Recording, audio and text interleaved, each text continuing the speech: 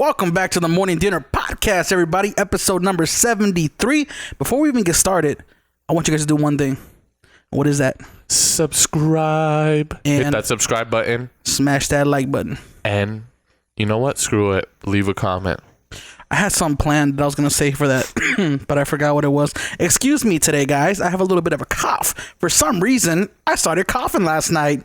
Not sure why. I got to go get that checked out. But before we get started, let's just say, welcome to episode 73. Today, we got Erin Nakamoto in the building, and she is... So if you guys know anything about cryptocurrencies and Bitcoin, y'all are familiar with the Nakamoto name. Mm-hmm. It's like the big what's his name? Satoshi Nakamoto. That's the guy who essentially created, or guy, girl, group, corporation that created Bitcoin. Let me give you guys a quick rundown of what she does. Erin Nakamoto is the co-founder of Anarchy, a conference that focuses on empowering the individual to go out and make a change in the world, and works as a community manager for Float, which is a brand new social media network. She has been running the Las Vegas Bitcoin meetup for the last 2 years and enjoys building up the crypto community out here in her city. She is an advocate for free speech and is obsessed with her cat and dog. I don't like cats and dogs, man. I'm allergic. Poor Keem. He's a poop. What do you hope to learn in this episode, man? I hope to learn a lot more about the crypto world, because I know the basics. I've invested, Yeah. So I just know, like, what is it? It's like the deep web, I'm like just on top of the ocean floating. Oh, like and that. I know there's that infographic where it shows the iceberg on top of the ocean, but then you see like the whole the abyss. Yeah, for sure, man. What about you? I want to learn, because you're pretty. I was gonna say well and done. Whoa. You're pretty. We're keeping that. You're pretty well educated in the world of crypto, because Keem always puts me on. He's like, "Did you get deep brain trade?" I'm pretty obsessed with it, man. But the one thing I hope to take away from it is kind of like just get like because it's always nice interacting with the community of cryptocurrency and meeting other people who are also into it, because we're at the very bottom % of the population that actually uses it, right? Mm-hmm. Like, what is it? 1% of the world population uses it, or even less than that. Crazy, yeah. So it's always nice to meet people who are, one, educated, and two, advocates for the platform. And also, I want to know what's up with this whole anarchy thing, because I think she's an anarchist. Yeah, I think maybe Anarchy, I could be wrong. Anarchy, it's viewed as a negative thing, but it's not. Yeah.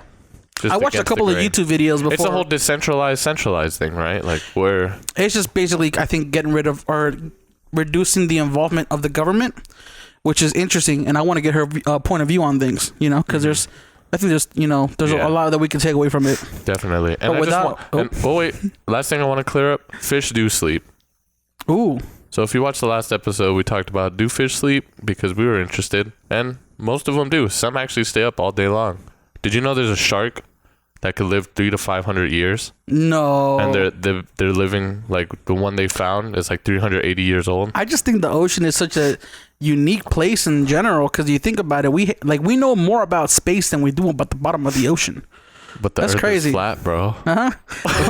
We got to get a flat earther on here. Yeah, who wants to talk about flat Earth? Change our minds. Here's the next question for you guys. Actually, if you're watching this, if you shave a polar bear, does it get cold in the North Pole or South Pole? Is it the fur that keeps it warm, or is it the thickness of the meat? That thick. Yeah, being a thick boy or a thick girl. That's what you call that rare meat. You know what I'm saying? All right, y'all. Without further ado, we present episode 73. I think it's 73. I might be tripping. 74. Woo. 74, yo. Of the Morning Dinner Podcast. Every time I come in the kitchen, you in the kitchen, in the goddamn refrigerator. I sure am hungry. What's up, guys? We got Bitcoin in the house. Oh, snap. Oh, yeah. We're going to talk about a lot of things. Real quick, since we're just starting off the podcast right now, I want you guys, both of you guys, to introduce yourselves and tell me who you are and what you do out here. Okay. Well, do you mind if I go first? Sure. Ladies first. I just assumed. Sorry. No, my name is Erin Nakamoto. I am a co-founder of a conference called Anarchy. I also am the community manager for Float, which is a new social media alternative platform. And I'm just your average, everyday anarchist next door girl, I guess. All right, and my man over here, Yaakov. Hi, my name is Yaakov Markel, also co-founder of Anarchy Vegas, and my real job is working in the medical industry doing management software. Oh, Nice, for nice. small businesses. Oh, So the reason I wanted to have you guys on here is because when I heard of Anarchy Vegas, I was like, what is this? What is this conference that's happening yearly? And I looked it up, and then there's another one called Anarchopulco. Is that what it is? Yep. So that was like the original one, Anarchopulco. So what is Anarcho Vegas and Anarchopulco?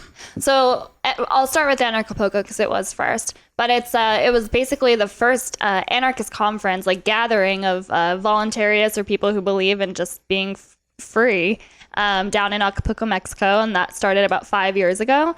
And it grew from, I think you were at the first one, right? I was at the second one. The second one, Yeah, me there were too. about 125, 135 people at the first one. The first one. And this past year it was about 2,500 people. So Dang, wow. that's a real conference right there. it's grown significantly. So yeah, we there's been different like anarchy conferences kind of throughout the United States, especially this year. And we went to one called Anarchozona. And so we went down there, and it was just very quaint, and like 100-something anarchists just hanging around, talking, having conversations.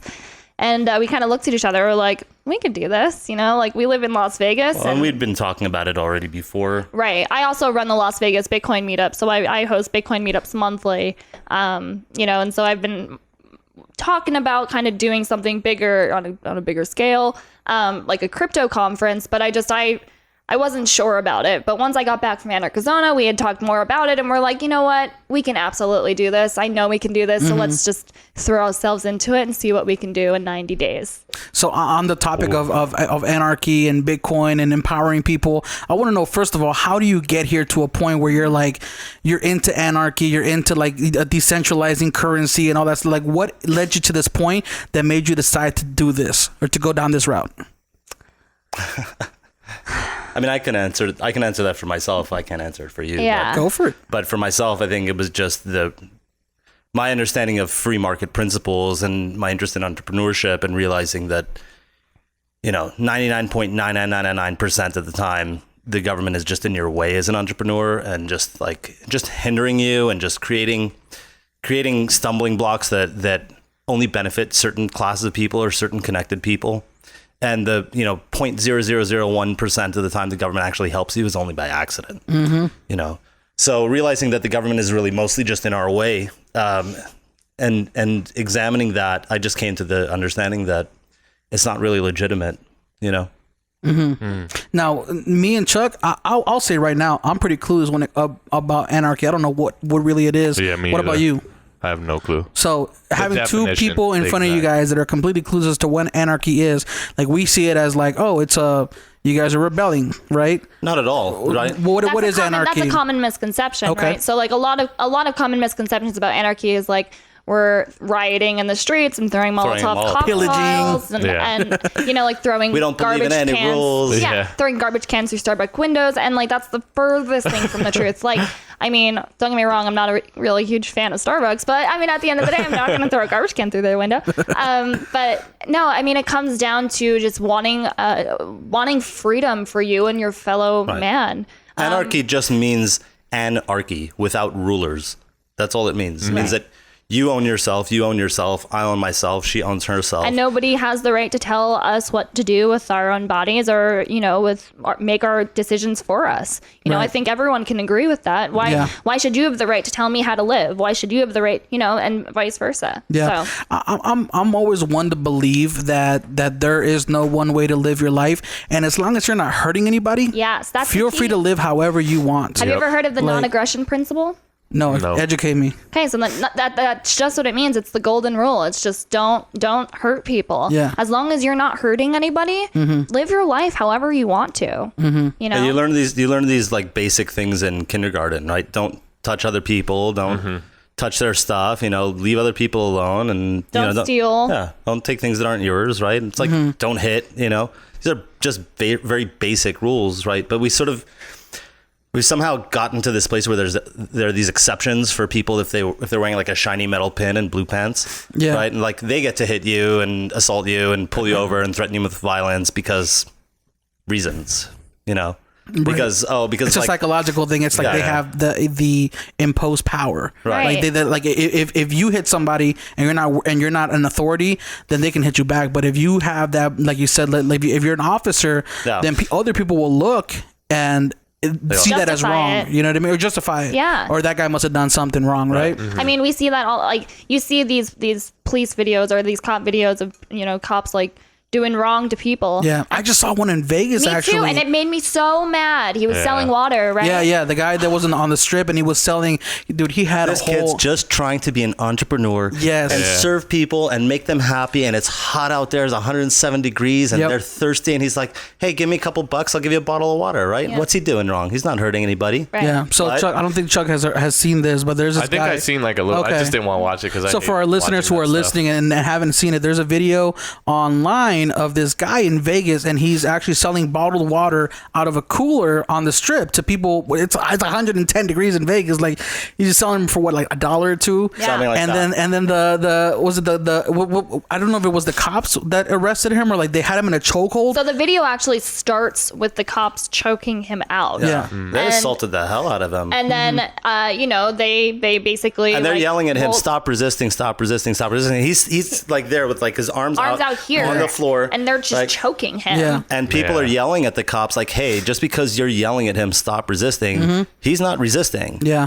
Yeah. They always justify. I say like but like the media always justifies it like, well, cops are under a certain level of stress, or they have to worry about a million different things when they go onto the field. I'm like, yes, but the lady in the video kind of yelled something out that was very important. Is like, you guys need to be trained better. Mm-hmm. And I think that's what it boils down to. Is you got people who are not emotionally unstable. They need to understand that when they go do that job, their job requires a certain amount of risk and sacrifice, and they can't just pull the trigger because and if they you feel can't handle that job, go get a different job. Yeah, exactly. There's plenty of jobs. Plenty of jobs for everybody out there. Maybe a cop isn't for you. I know it's not for me. Right. I don't know You know if what I you mean? saw that. I never want to be a police officer. I don't know if you guys saw that video out of Oklahoma recently. This old, like 65-year-old woman got pulled over for a busted taillight. And then the cop ended up dragging her out, like pointing a gun at her and then dragging her out and tasing her and all that stuff. No? No. I think I did. Yeah. I mean, it's floating out all over She's the like, place. I ain't gonna pay that ticket. Yeah. And the thing is, all that cop had to do, literally the only thing he had to do was explain to her that this statute that he quoted to her gives you 48 hours to fix it, and then the court will dismiss the charges. Right. That's it. All he had to do was say, "Oh, don't worry about it. You don't want to pay it? Just get it fixed within 48 hours." Mm-hmm.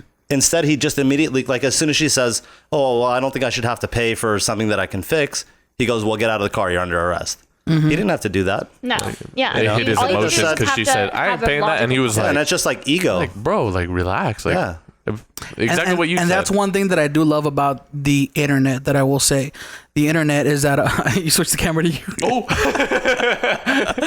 That's one thing that I love about the internet is it has a certain way of leveling the playing field where you see injustice done. It kind of gets addressed. Right. Like there was a story of this guy in LA. He's like a paletero. I don't know if you guys know what a paletero is, but he sells like ice creams out of his little push cart. Like he's an old Mexican man. Entrepreneur. And some guy he's like an 80-year-old dude and he's trying to make a living living in California. Some guy beat him up, like gave him a black eye, took his money, and then somebody saw it, started a GoFundMe, and it made him like $18,000. Like, Yeah. Wow. So That's like the beauty. the internet has a good way of rectifying Totally. the wrong that happens in the world, and in a way, that's kind of what Bitcoin does, is the transfer of wealth, right? So you mentioned that you run the Bitcoin meetup, and I want to talk about, before we get off topic, I want you to explain in your own words, what is Bitcoin for those who are tuning in and don't know? And let me just interject with something about that Poletero, right? The thing about the internet is that the internet is totally anarchic.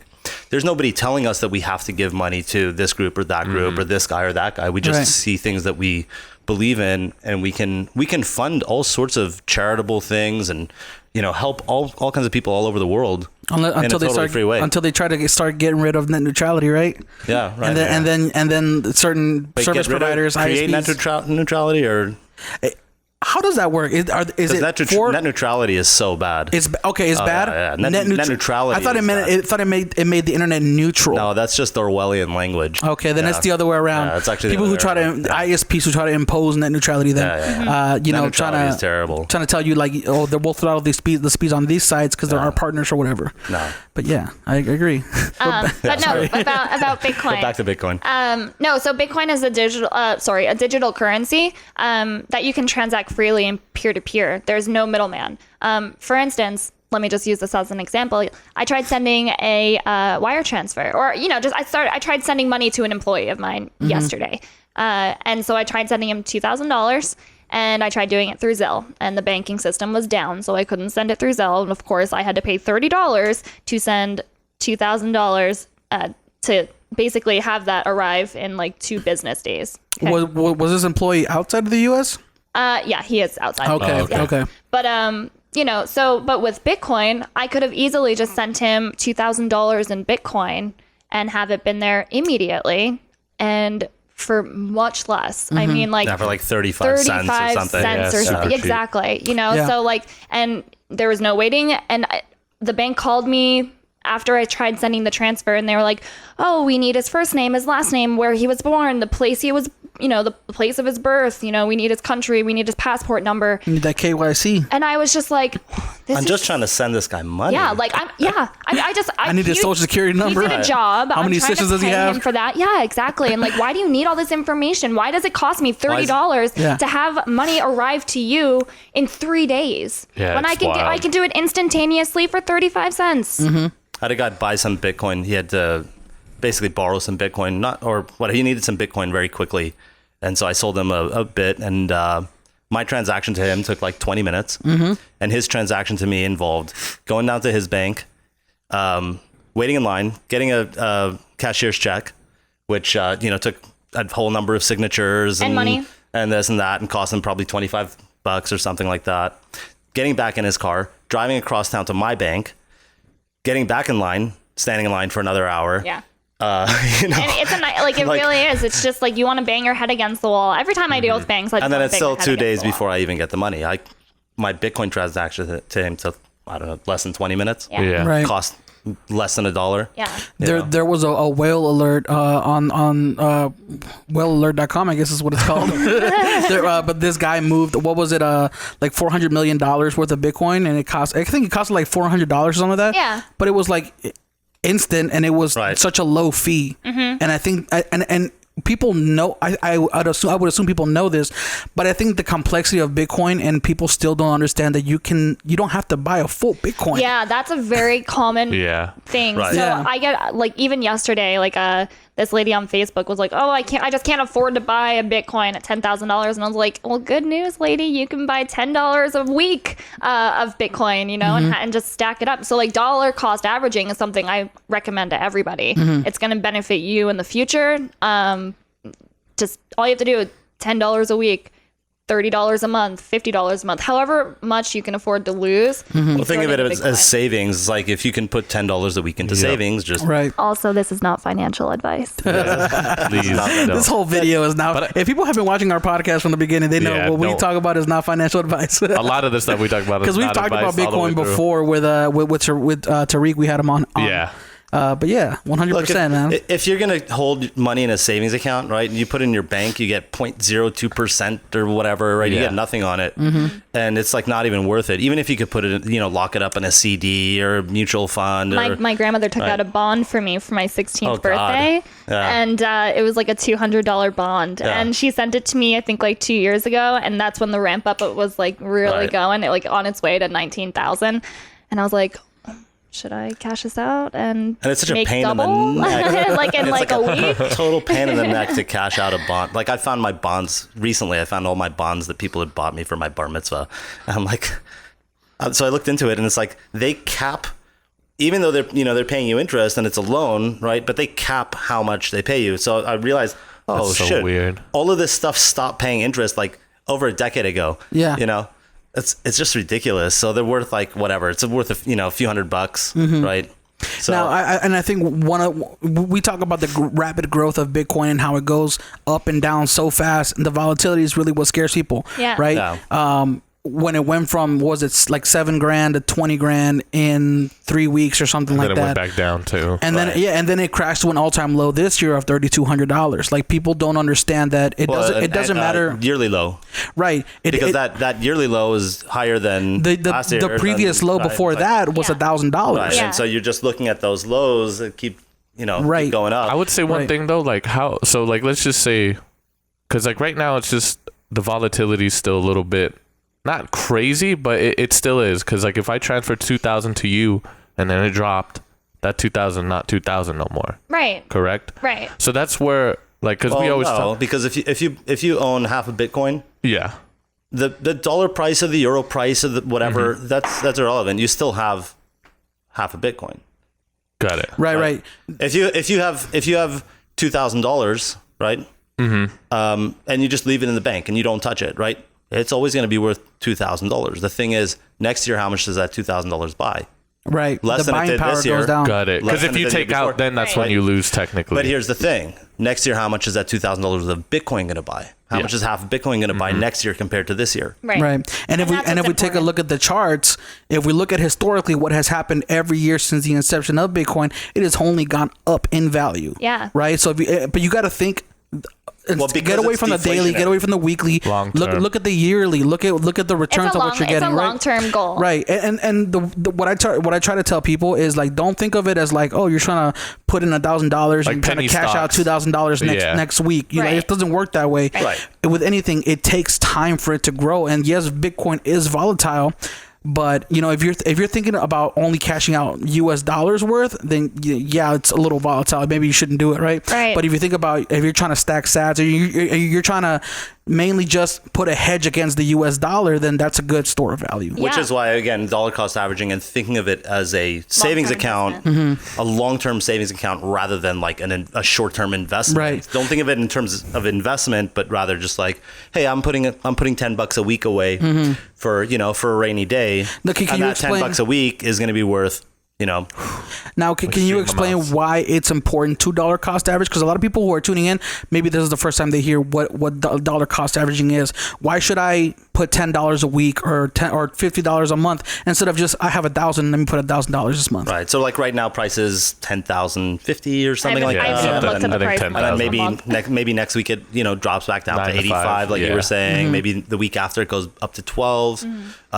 So if you average $10, your average price is somewhere in the middle. Right. Right. So you're basically averaging out your fluctuations. Right. Right. That's the thing that scares a lot of people off is all that fluctuation. So It's a by lot of dollar cost averaging anxiety, and getting rid of and that. if that's what you pay attention to, you're going to freak out because you're expecting your money's worth to come back to you very, very quickly, and you see it be so volatile. Right. Like I know I have family that basically just sits there and watches their Coinbase account as it goes, and they freak out because that's their long-term goal is to just put money in and then automatically just take money out. Yeah. But even without dollar cost averaging, to be honest, people freak out over these dips and peaks and stuff like that. And the truth of the matter is, if you're thinking about it as a long-term thing, really doesn't matter. Like I know people who bought in at 1,000 and then it dropped, and then they were like, freaking out, and then it went up to 2,000. They're like, okay, I'm going to sell and take my profits. And what happened after it went from 2,000? Like, where did it go from 2,000? 20,000. Right. And they're like, oh crap, I should have hold on. And it's funny I'm like, because people bought at 20,000 or 19,800 or whatever, right? And now they're crying. But 2 years from now, When it's at 50,000 or something like just- that, yeah. or I mean, if you- 100,000, There it's you like go. I think it's hilarious that we're talking about, because when we think about stocks and we think about like let's say we have a Robinhood app and you're buying stocks every couple of weeks or whatever, you think long term when you or 401k, right, or a Roth or something, you're thinking very 20, long-term. 30, 40 year long term. Right. Long term for Bitcoin is like 2-3 years. Right. The price increase is that big in that short of time. But I'm thinking long term, 20, 30 years. Right. Yeah. Right. And that's how you should be. You shouldn't be putting money in and thinking, oh, I'm going to pull out in 2-3 years and Right. whatever. Should be a long term savings. Put in $10 a week, $20 a week, and don't think about it. Because think about it, there's how many people in the world? 7 billion people, something like that. There's only how many Bitcoins? Yeah. And I technically think they've lost a lot of Bitcoins, so it's probably like at 19 million. I keep hearing people say it's between, we've lost 4 to 6 million Bitcoins total. Maybe. Yeah. Yep, Maybe. you're welcome. So let's just They say, but it could also just be somebody's what, you holding sent it to the them wrong for a long address? time. No, I lost my private key to my very first Bitcoin wallet. I worked at the D Hotel like a long time ago, and it was right around when they started accepting Bitcoin. So Derek Stevens, the owner of the hotel, he basically like gave all the department heads and people who work in like manager positions all Bitcoin. And so he gave me it was a little bit. I mean, it wasn't a lot. I think like I checked last year and it was like $75. So I'm not sweating it, but I Made the value go up. It did. So I'm a tiny. true patriot. I know. Wait, it was $75 when he gave it to you, or No, it was $75 value like last year. Oh, okay. Yeah. Oh, okay. I don't even remember how much it was. Right. And he was So basically, it was like $10,000 in a couple of years. yeah. Right. They gave me so I'm the kind of person to forget my passwords. Like I'm the worst. Yeah. Anyway, so they basically gave me my gave me the wallet, and they're like, okay, set it up. Don't lose your private key, which I just thought was like a password. And I'm like, oh, whatever, I'll just reset it. And nope, not at all. So yeah. Bad times. I learned, but you learn. You definitely learn. I mean, I'll tell anybody this: like, if you're starting with any type of trading site, make sure you save. If you're using an authenticator, make sure you save the first password it gives you, because that's what I forgot to do. Ooh, and then I was like I got a new phone. Oh man, Chuck was freaking out. I was but then Keem's like, God, dude, calm down. He's like, it's in your because I save all my emails, and he was able to go back, find all my stuff, and then I just had to what is it? Prove myself again to them. Yeah. So what? My ID and all that. What you did was you lost a Google Authenticator to your Binance account, where you had To multiple Bittrex, Binance. Yeah. So what I did is I went into his email, and every time he would log in, it would send him a certain or whenever he sent money from that account to another account, it would send him an email saying, hey, you sent this from this address. So it would just ask him, what is your wallet address? How much did you send? I'm like, dude, you could track it right there. Yeah. So, but yeah. Well, good. Oh yeah, Thank God that was so for much. Keem, man. Thank you, Keem. Are your listeners generally familiar with Bitcoin? No. Not necessarily, but I want them to. Like I really do. Like, What it is essentially it's a different monetary system that's not controlled by government Or a central bank, or a central bank, right? which are actually different. And it can't be counterfeited, including it can't be counterfeited by a government or a central authority. You can't just create more. Like the government keeps creating more. right. Right. They just print. And so that's US like dollars. supply and demand. If you increase the supply, then the price of things go down, right? Right. The value So the of whole the thing I individual thing keep goes hearing, down. and it annoys me. They're like, "What is it backed by? What does that even mean?" Like, What is the US dollar back? yeah, that's by? what I say, and then they're like Violence? gold, and I'm like, It's no. not. No, it's I not. was like, we got no. off the And- gold standard a in long time 19. Well, and what's gold backed by? Nothing. It's backed by subjective value. And yeah, subjective it's what the preference. human values that. Exactly. It's Yeah. funny. I was just watching the Peter Schiff and Anthony Pompliano debate, and it's funny because like you could tell like, both of them have like most of the monetary assets in one or the other, right? But it's just But so funny. Peter Schiff actually has a Bitcoin wallet. Oh, you know Yeah, damn but well. only you because know damn well what's his name? Warren Buffett has it. Like Schiff only like has a little bit of Bitcoin that people send. yeah. Look yeah. at JP Schiff doesn't Morgan, really have Simon Bitcoin. or Diamond or whatever the hell his name is. Sorry, I don't know if I put this on your podcast. But like he talks smack about Bitcoin, and then it went down, and he scooped up a bunch of Oh, it. Jamie Dimon? Jamie Dimon. There you go. Not Who's Simon that? Diamond. That's the JP JP Morgan. Morgan. Warren Buffett did it right. too. He was like, any employee. No, that was that guy. Oh, was it? Yeah. What a piece of shit. The was it the CEO of JP Morgan Yeah. basically told his employees that if you buy Bitcoin, You're fired. and he did fire a couple of them. Later that year, found out that he was buying the whole time. Yeah. Come on. And Warren Buffett thinks Bitcoin is trash too. He thinks he called it rat poison. He probably has some too. Yeah. I doubt it. He's very archaic. Yeah. Yeah. Who, Warren Buffett? Warren Buffett. Yeah, he's a very, very old school way of looking at the world. I think that maybe he's just not being explained it right. Like, no one's explaining it to him the right way, and he is old. Like older people just are not gonna get it. Yeah. No, but that's not gonna an understand it. because my pop he holds like he's stacking sats, He's right? stacking sats. My dad's almost 70. My dad has Bitcoin. Yeah. Right. Probably, excuse me. more than I do. I told my dad to buy some back in 2017, and he bought Bitcoin Cash. I'm like, Dad, why are you buying Bitcoin Cash at $2,600? Like, that's the worst mistake. Oh, yeah. So I sold a bunch of Bitcoin Cash at like 2019 No, like $2,900. You give some to me. Ooh. Oh, really? I think so. Oh, nice. Yeah. Damn. I don't know, lucky man. you. I'll take it. The forks are whatever. I don't want to get into it. Yeah, it's too much. But the point is that having a monetary system that's separated from some centrally controlled, government or authority, whatever, allows us to have a money system that we can trust. Right. I will say that last year, my boyfriend and I actually lived off of our Bitcoin. Nice. Wow, that's Yeah. For the so entire tight. year. Yeah. So it was So you bought everything that you needed with Bitcoin? And everything. Groceries, plane tickets, flights, hotels. Could you explain how? Yeah, no, like there are different sites that you can. So like we just bought Whole Foods gift cards off of gift.com. They And accept Bitcoin.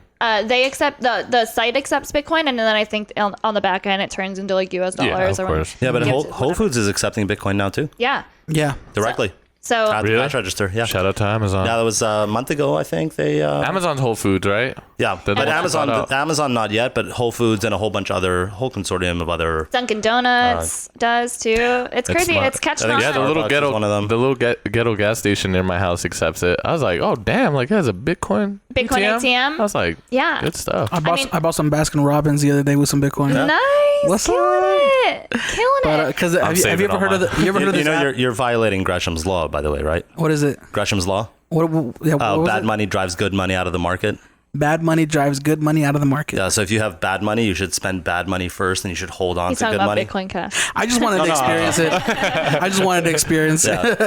No, is that the Spend app? Yeah. Yeah. Spedden, I think it's called. Yeah. Yeah, S-E-N-D. so spend basically. So they now work with Whole Foods and a whole bunch of other things. Yeah. It's awesome. I'm so excited. I wish that existed last year. Yeah. But also like when we had to pay rent and stuff too, we like unfortunately had to sell our Bitcoin, and we just went to Bitcoin ATMs and sold and paid our rent. What's the transaction on Bitcoin ATMs? So typically they're very high. The highest here in town is 21%. There are 75 machines here in Vegas.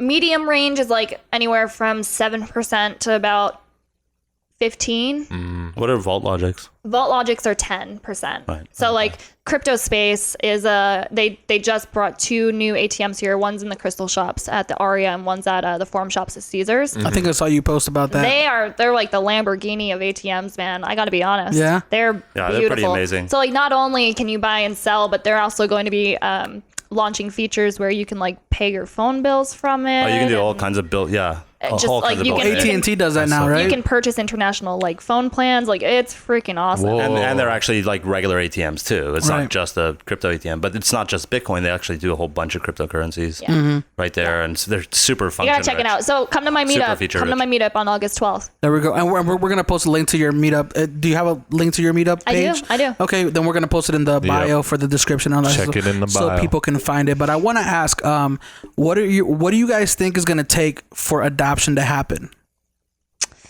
So that's tricky, and like we've been working on that. And honestly, like the debate about like Bitcoin and Bitcoin Cash and how it really what Blockstream did to Bitcoin back in the day, as far as like, not increasing their block size, and then the creation of Bitcoin Cash. Like, I really do think that Blockstream set Bitcoin behind and like merchant adoption behind. And they took the Bitcoin ant handle. is irrelevant. Adoption is irrelevant. No, it's Oh, not. Adoption in the first world is irrelevant. Yes. This Ooh. is where we disagree, because So honestly, okay, I want to hear think- both sides. Yeah, I want to hear Yeah. this debate. I think that with we need to be able to spend our crypto. Like I know he talks about like holding his Bitcoin and stuff like that. Like I'm actually a very firm believer in using it, because if you don't use it, then Because you don't understand economics. Damn, the tension's rising. You're the reason, that, Yaakov, that Peter Schiff is saying people just hold it. They just hold it, which is true. We do, but some of us do spend it.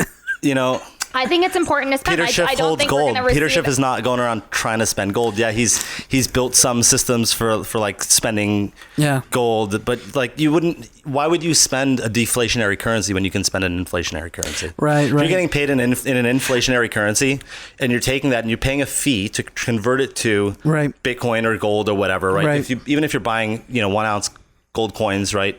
You pay. There's a spread, and there's a fee. The store has to make money too, right? So you're paying them, and now you're going to go and spend it, meaning that you have to go, let's say with Bitcoin, you're paying a fee on buying it, then you're going to go and spend it, and you're going to pay a fee on replacing it. And so like that transaction is costing you, call it 50% more than just spending cash. Right. Like why would you just go through all that headache just to spend more money? Right. Maybe you could call it more efficient, but really it's not more efficient. I'm not saying it's efficient. Because I'm not saying it's efficient. we're in the first world. We have all sorts of digital options for currency. If you're in Africa, if you're in Southeast Asia, if you're in South America, if you're in Venezuela, Bitcoin is absolutely integral to your life.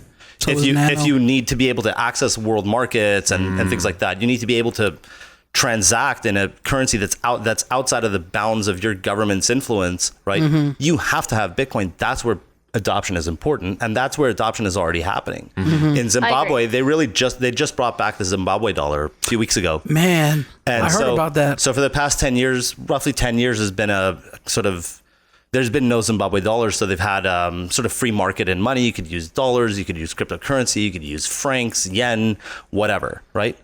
Now they brought back the Zimbabwe dollar and they said everything else is illegal, cryptocurrency is illegal. Well, what happened? You had a huge capital flight into Bitcoin. Right.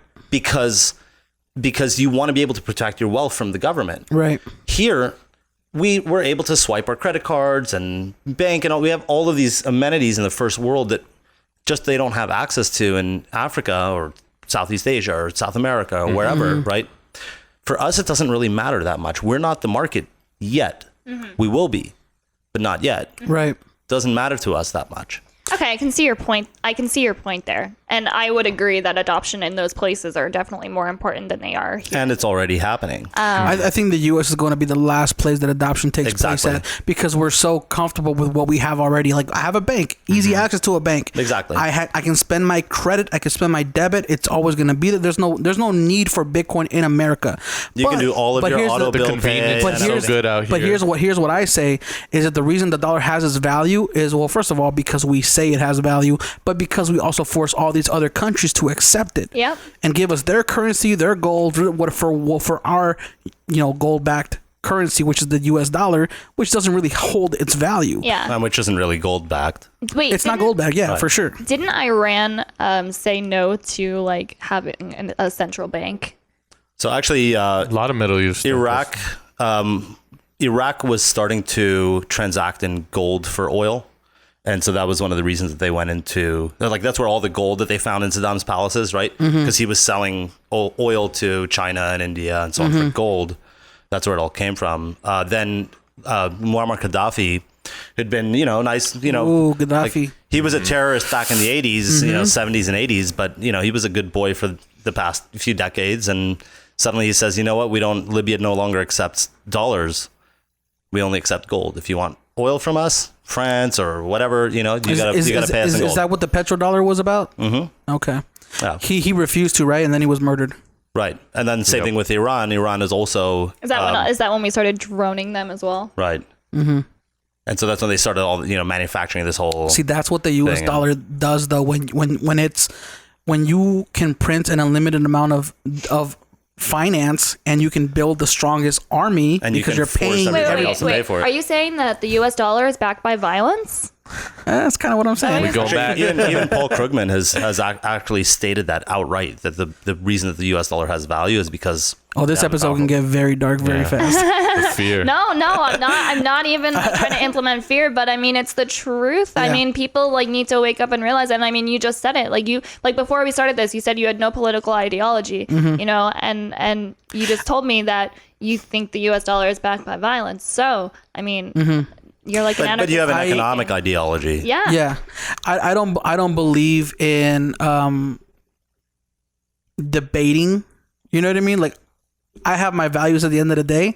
I have a hedge against the U.S. dollar, but I also know where I live and what I have to do to get by. Right. So I use the dollar. Of course. Just because you don't agree with something doesn't mean you can't live with it, right? Yeah. So yeah, that's where I'm coming from. But I want to, before we get off topic, I want to get on the topic of the Facebook Libra coin, because that's something that's come up recently, and I don't know if it is directly correlated to the price of Bitcoin, or if it's manipulated, affected, the price jumps, the dips and all that stuff. What do you guys think about Facebook having its own cryptocurrency? Well, first of all, I have a question. Have you ever been banned by Facebook before? God, I gotta stop putting my phone on. Yeah, just keep it off the. Have I ever been banned by Facebook? Yeah. No, but I also don't use it that much. Okay. But I know they have the power to. Yeah. So, there's a lot of people who get banned for saying stupid stuff on Facebook. Why would you ever buy their coin and put your trust trust Facebook with your money? All right. So that's the first point. I always say that I think Libra it's a digital coin. I wouldn't consider it a cryptocurrency. It would, Yeah. but I think that it actually opens the door to teaching people about cryptocurrencies. It could be a cryptocurrency. It's certainly not a decentralized one. No, it's totally centralized. I mean, when you have companies like Uber and Lyft and like MasterCard and Visa backing it, it's Right. just like, I've been banned, posted something on Facebook and somebody's like, oh, I don't like your opinion, so I'm going to flag it. Yeah. Right. And so you get banned for something, you're on a ban for 30 days and people are sending you messages on Messenger and you can't even respond. Right. Now imagine that happens to your bank account. Right. And, you're like, shit, my electric bill and my utilities are due in 3 days, but I can't spend any of my money because somebody decided to report me on Facebook and now I'm banned, right? Now I'm on a 30-day ban. Now you can't pull that access money my out. money, can't do anything, right? Yeah. So why would you do that? I think the aim for the Facebook Libra coin is essentially to create a world currency, right? Like you want to have something that doesn't just work in the US, but you can send it out. And I think the concept is cool. But at the end of the day, it's like you said, a corporation owns it. And if the government was to decide to say, hey guys, you guys can no longer do this, well, there's your currency. Now it's on freeze. Now it's on hold until the government decides what it wants to do with it, right? And that's the whole point of Bitcoin is to get away from that centralized control, that centralized point of failure, and not have anybody else be in some sort of custodial relationship to your money. Right, power to the people, right? There we go. Not power to all day. Facebook. There we go. I sound like a hippie, but it's tight, man. Power to the people. whole power to the people thing is true. Like, and it sucks that the digital age has made people realize that the fact that like, oh crap, we are being watched. I was watching this one documentary on Netflix recently. Was it the Great Hack, the Amazing Hack, or something I've like heard that? about it. I haven't watched it. It's very interesting because it talks about how essentially was it Cambridge Analytica used social media to manipulate the election, right? Yeah. And it's crazy when they talk about how much information they get on us. Like people are worried about, you're gonna give this company your information. Every company already has your information. Yep. Facebook has your name, your address, how many friends. If your profile is private, they can just go to your friends and see what you post. Like there's no such thing. They go into your messages and read your your private messages. I mean, it's like scary. And not to mention for instance, we can talk about something super specific here, like red and gray shirts, right? Hey, matching actually. And then you see it pop up. But yeah, and you scroll your news feed. Oh, it's happened first 5 multiple seconds, times. and the first ad you see is, here, gray and red shirts, right? And that's freaking scary. It's scary. And every company is doing that. Google is reading all of your emails and looking at all of your spreadsheets and not all companies. Google Docs. Not all companies. That's true. Yeah. Yeah. So, and that's kind of like, that leads us into something that my boyfriend and I had started. But we have a lot of friends who are content creators who are being censored on YouTube. Shadow banning is a huge problem, all for having an opinion. And then YouTube will come in and demonetize your channel or demonetize your video or just take down your... Well, and some of them, like Ford Fisher, aren't even posting an opinion. They're just posting... regular just content, straight footage. Yeah. And his whole channel is just demonetized like that. So like my boyfriend and I, we saw that there was an issue there, and so we decided that we wanted to launch a new social media platform.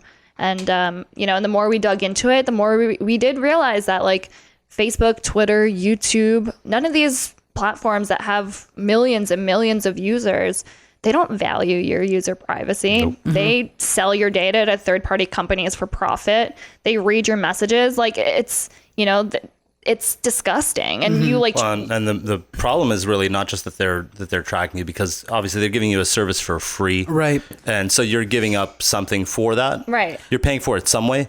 But the fact that they use that then to modify the way that people think Right. And to manipulate, the things that are the information that it actually becomes available to you, Yeah. and to There's block certain opinions and things like that. Crazy. There's a saying that I heard where it's like, if you don't see advertisements on a website or something, you are the product. Yeah. Mm-hmm. Right. So perfect segue then, talking about Float, Yeah. because that is essentially the platform that you and your boyfriend have created. What is Float? So Float is a platform where we respect your user privacy, where we respect your your personal data. Like, that stays on you. We basically are taking all the best things from all these different platforms, because safe to say, like, these platforms do have good things and good features, but they don't do it correctly. Right. So we're taking from Facebook, and we're taking from YouTube, and we're taking from Reddit, and we're taking from Twitter, and we're kind of just consolidating it and putting it all in one place. So you don't have to go over like 5 different sites. And there are tons of competition out there as well, like Minds and tons of others. Like Gab, Steemit, Yeah, exactly. Steemit, sure. But if you go on there, like, A lot of okay, them Steemit, for instance, there's a huge learning curve. It took me forever to learn how to use Steemit, and I can't get on 100% of the time. There's a lot of issues as far as usability and UI, UX, or whatever it may be, right? So we wanted to create something that just works, that people understand. There's not a huge learning curve. And we also want to be like, we want to change the way that payments are done online. So we have a Bitcoin wallet built in. And so we have no plans at all on implementing like USD into the platform. It's all going to be crypto. Okay. Nice. Yeah. So then you can send money to your account, and then you can pay other people have on a the marketplace platform? on the Exactly. platform, and Can you have tip people for their subscribers and content? tip people. Yeah, and absolutely. absolutely. You Yeah. can sell things. So for instance, like, sort we of have do whatever you want. It's just a sort of online free market. free market. Yeah. That's awesome. And it's So- all peer to peer. That's kind of the point, is that it's all peer to peer. Yeah. So like you said, tipping people for their content. So like YouTube, if you go live on YouTube and people send you super chats, YouTube takes 20% of yeah. that super chat. You actually don't realize that as the person who's sending a donation, but they take 20% off of it. And so like if you stream on Float and do go live on Float, we have a super chat feature where we don't take any fees at all. You get your total and complete Because it's just donation. straight to your that's so dope. cryptocurrency wallet. Yeah, Only fees that get That's taken by the peer-to-peer. network. exactly. And that's just 2 cents, 3 Right. cents.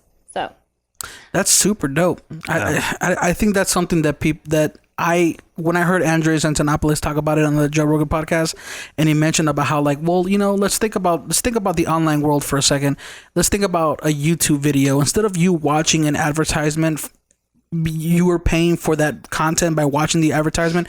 What if you could directly contribute to that content creator through millibits, through satoshis? Like, here's a satoshi, a fraction of a penny, right? But if you get 500,000 views, that equates to $2,000, $3,000 or whatever, right? Like, you get more for it because people are actually directly contributing, and they can contribute more than what an ad would give you. Right. And then you basically remove the middleman, and you empower the content creator to connect directly with their fan base. right. Have you heard of BitMessage?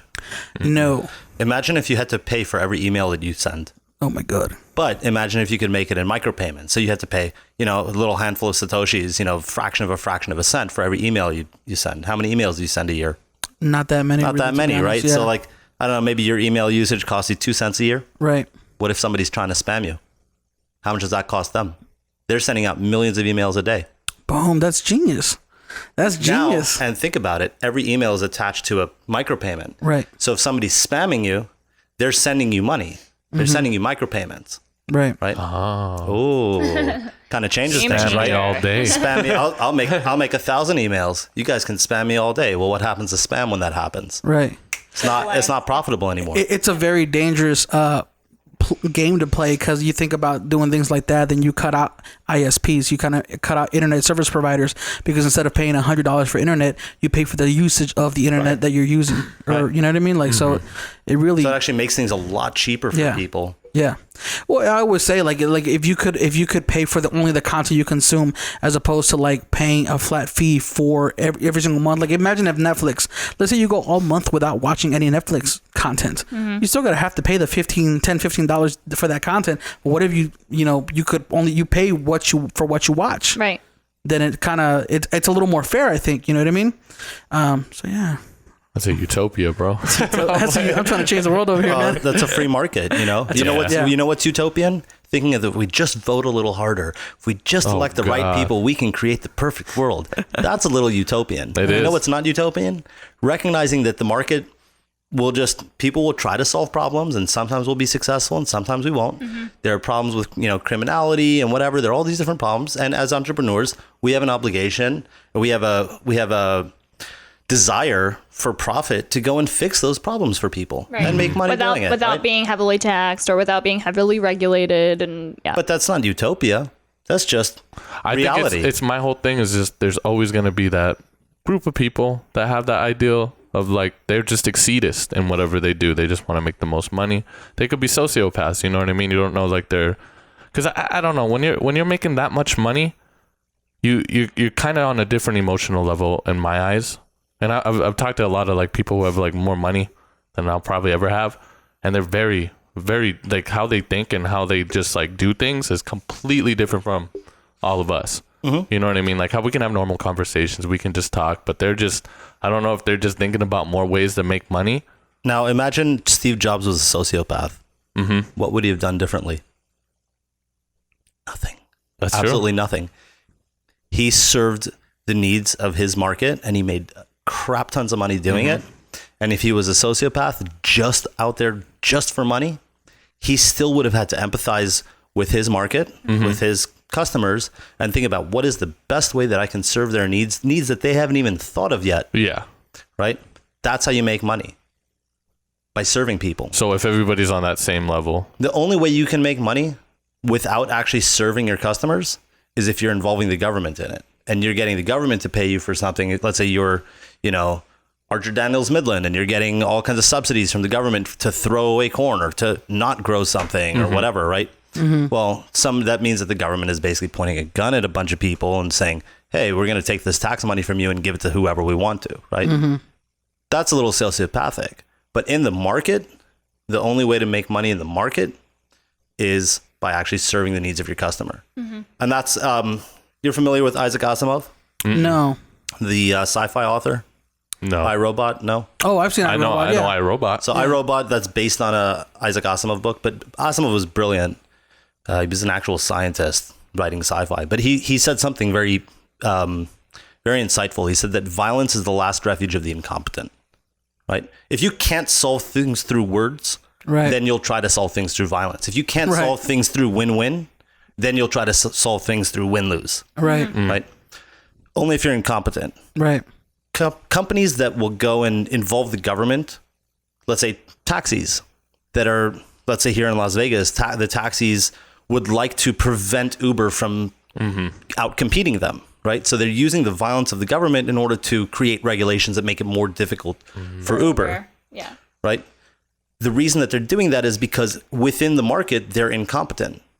And the truth is that Uber is a much better service. People prefer to use Uber. Right. And that's why Uber has decimated the taxi cartels, basically government-sponsored cartels all over the country, because it's a better service. And that's what markets do. Markets are always out competing. Competition creates better products for users. Right. So even if you're a sociopath, if you're competing in the market, you still have to compete for your users. Got it.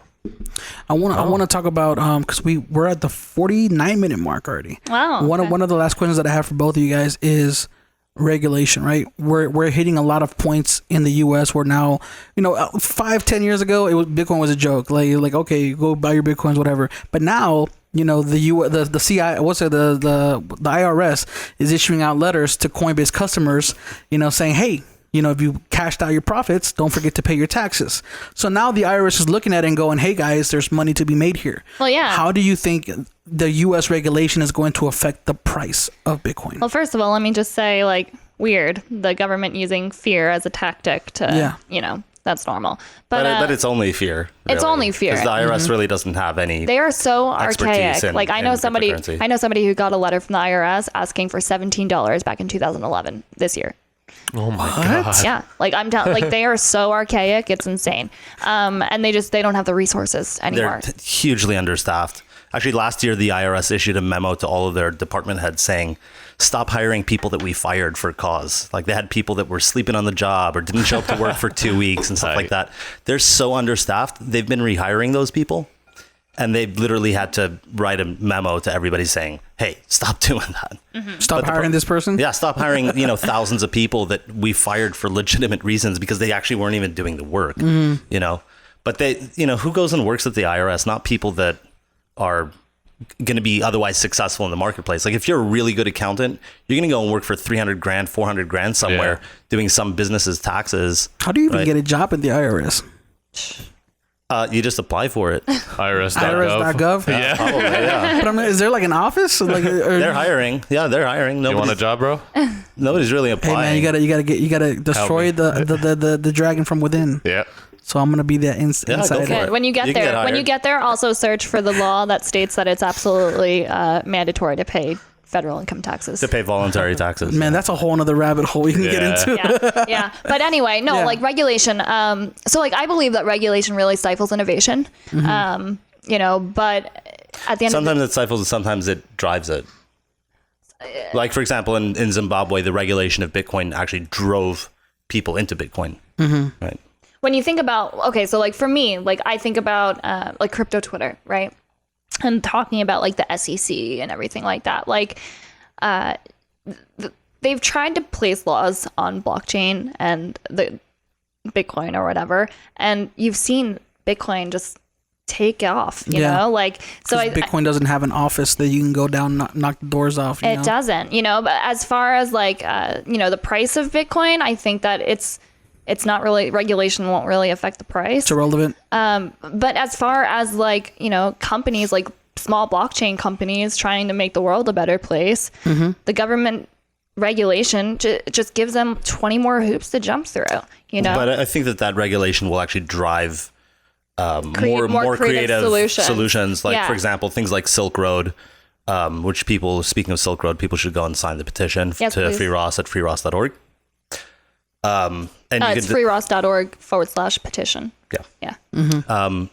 But Silk Road was a company that existed totally in the ether of the internet, in the dark web, and it's what they define as the place where you go to murder people and buy drugs and buy guns. Yeah, I mean, there wasn't any murder for hire or anything involved with that. That's a lot of that was just to besmirch his name. They said that he was like trying to murder people and whatever, but trying to make an example out of Ross. Yeah. Yeah. He was totally railroaded into prison. But my point is that the overregulation and that, like, the onerous regulation of government on the space is going to force people to figure out solutions that circumvent the government completely. Yeah. You know, so you're not going to register a corporation in Nevada or Delaware or whatever. You'll register it in the dark web somewhere, and you'll have a functioning company that runs on cryptocurrency and runs on, you know, cryptographic systems where you're, as a CEO, you're a pseudonymous person, right? Yeah. It's not attached to you as a person. So you physically exist as a person here in the United States, but your business doesn't exist jurisdictionally in the United States. You know? Man, that's a lot to take in. Yeah, I mean, it's really changing the world. Yeah. And I think that that's happening a little bit now, but that's a direction that I see things going in. I think a year and a half ago, it was kind of like hard to talk about Bitcoin to people because they saw the price go from 20,000 to, you know, 10,000. And oh, it's crash. It's a bubble, right? Yeah. And now that, you know, it's kind of gaining adoption little by little, and it's getting in the news, and they're talking about it on CNBC, and you have Cash App, you know, the CEO of Twitter, Jack Dorsey, who owns Cash App as well. Every Friday he gives away $50,000 or something. Oh, wow. Yeah, on Twitter. I didn't know that. All you have to do is retweet the tweet from at Cash App, and they give away literally thousands of dollars. And this last Friday was the first time I saw him do. We're giving away $50,000 in US dollars and Bitcoin. So like one girl actually won an entire Bitcoin. Yeah. Wow. No, it's great, you know, and like I love that Bitcoin is being pushed more into the mainstream. And I'll leave you with this. Like you said that, oh, Bitcoin's a bubble. No, Bitcoin's not a bubble. Bitcoin is the pin Ooh. Yeah. That burst the bubble. Yeah. Oh, I love deep. that. You guys are very clearly very passionate when you guys talk about this all these topics, and you're very knowledgeable. And I appreciate you guys Thank you. coming on the podcast and talking to us and kind of Thank you, educating us and guys. educating our listeners and viewers. Yeah. Real quick before we end it up, because we are at the 55-minute mark, do you guys want to kind of let people know where to find you and what you got going on? Maybe links and all, Yeah, for sure. So you can find me on Erin Nakamoto on social media and also on Float. Check out float.app. Honestly, let me know what you think. I would love to hear your thoughts. It's www.flote.app. And it's in beta, so Yes. be a little forgiving, but it is a really awesome platform as alternatives go. We're just getting started, baby. Definitely checking it out. Also, check out anarchovegas.com, and we should have tickets on sale for that soonish. Soon, yeah. Also, I want to mention, we mentioned Free Ross. We actually just did a fundraiser for Ross and his mom, and we just raised $3,500 for them. Wow, That's tight. Good stuff. Yeah, so we're I pretty love excited. people who take action and make things happen. That's Thanks. dope. Yeah. Again, thank you guys very much. I'm gonna go ahead and post. Also, don't forget to send me that Bitcoin meetup link so I can put it down there. Yeah. But yeah, thank you guys for joining us. And Thank you so for much for anybody having who's us so tuning much. in, check out the links in the bio. Thank you guys for joining us, and we'll catch you guys on the next morning dinner. Peace. Every time I come in the kitchen, you in the kitchen. In the goddamn refrigerator. I sure am hungry. I hope you guys liked that episode of the Morning Dinner Podcast. If you guys are still watching, don't forget to smash that like button. And subscribe. Don't forget to go ham and potatoes in those comments and leave us some love, man. Tell us what you think about this episode. Did you like our guest? I know I did. I enjoyed this I learned a conversation. lot. This is probably one of the funnest conversations we've had on the podcast just because I got so passionately involved with the dialogue. Keem loves them Bitcoins. I love them Bitcoins. Don't like them shitcoins, but I love them Bitcoins. Crypto life. Man, stop cussing. Bitty-boop, bitty-boop. It's okay. I didn't cuss this episode. No, I'm just kidding. I did. I said the SHIT word. Yeah, but yeah, man. What was your biggest takeaway from this whole episode? Dude, just about like how maybe Bitcoin might take a while to really get what is it? Like the adoption of it? Yeah, the adoption out here, but how it's working for other third world countries that are having difficulties with their currencies. Because like, it was Venezuela, right? That where they were like jumping the price up and down. Yeah, bro. They were taking. Somebody did a video of like how much it costs to buy a loaf of bread in Venezuela, bro. It was like a stack of dollar bills, like not U.S. dollars, but like Venezuelan dollars, like that big, bro. Like they were showing like a table with like all the money, and like it was like literally this much money to buy groceries. And you're talking about a stack of like hundreds of thousands of bills. Well, I don't get it. Because the inflation of it, because the inflation of it makes the value of the actual currency go down, so you need more of it, right? Kind of like the U.S. dollar, if you think about it. God, Remember back in the day, you used to have to go. If you wanted to buy a house, it cost you maybe $5,000. Now it's hundreds of thousands of dollars. People don't think about the scope of that, but that's kind of what happened in Venezuela. But yeah, we learned a lot about currencies and fiat currencies and digital currencies and Facebook Libra coins and anarchism. Ooh, that was a good topic to talk And I about. hope you guys learned a lot too. And if you did, don't forget to smash that like button. And thank y'all for tuning in. We'll Means catch a lot you guys on the next morning dinner. Peace. Spinner. Cool.